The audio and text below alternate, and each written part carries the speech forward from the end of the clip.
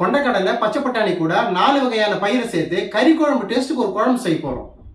8 மணி நேரம் ஊற வச்ச 75 கிராம் கொண்டக்கடலை, மொச்சப்பயிறு, பச்சை பட்டாணி, சிவப்பு காராமணி, அரை மணி நேரம் ஊற வச்ச 1 டேபிள் ஸ்பூன் கடலைப்பருப்பு, துவரம் பருப்பு, தேவையான அளவு தண்ணி ஊற்றி உப்பு போட்டு குக்கரில் 5 விசில் வரைக்கும் வேக வச்சு எடுக்கணும்.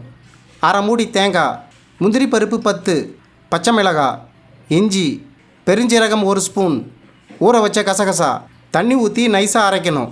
எண்ணெய் 4 டேபிள் ஸ்பூன், பட்டை, ஏலக்காய் 2, கிராம்பு 4, பெருஞ்சீரகம் 1 ஸ்பூன், சீரகம் அரை ஸ்பூன், பச்சை மிளகாய், 3 பெரிய வெங்காயம், கருவேப்பிலை, உப்பு, 3 தக்காளி பழம் மசீர அளவுக்கு வதக்கணும்.